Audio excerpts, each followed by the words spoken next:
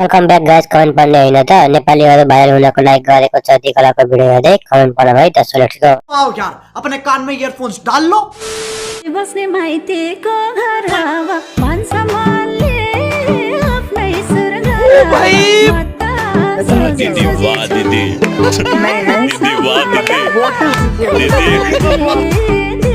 तो चलिए शुरू करते हैं। दूध दहीमा लगाऊ तिमीलाई मात्र छन्। क्या बक रहे हो मादरचोद? भैँसी भए 2 लाख जान्थ्यो कल्चौडो हेरेरै। ओ माय गॉड रिप्लाई हेरौँ न यहाँ आज।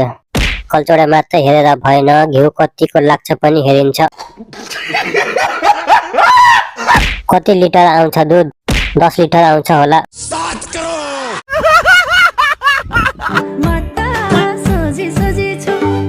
सोझी भएरै होला पुलुक पुलुक उफ्रेको।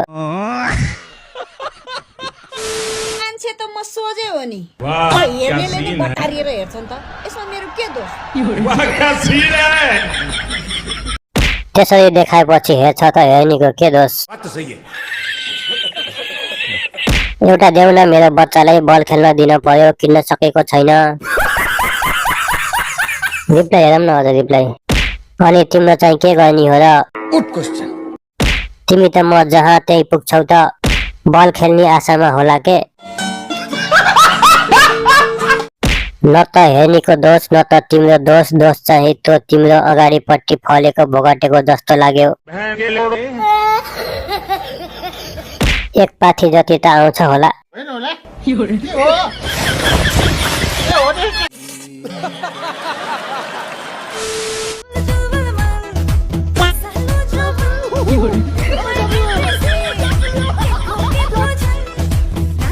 मैले घडीको नक्सा पास गरिसकेँ, अब पिलर गाड्नु बाँकी छ। क्या बोले भाई? अब के बोले?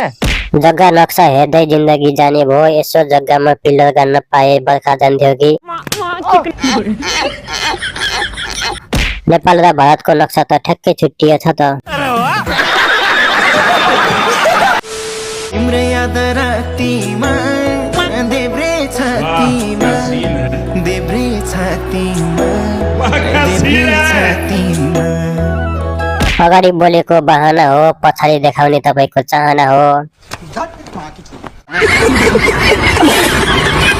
अगाडिको हिमाल र पछाडिको पहाड निकै सप्लेको रहेछ। ओ माय गॉड मादल मन पर्यो कि परेन? रिप्लाई हेरौँ न यहाँ आज। मादल मन पर्दा के गर्नु, बजाउन पाइँदैन। खरी झरिसकेको मादल के काम? खत्म।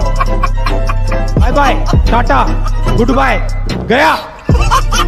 कस्तो लाग्यो भिडियो? लाइक सब्स्क्राइब अनि शेयर गर्नु होला।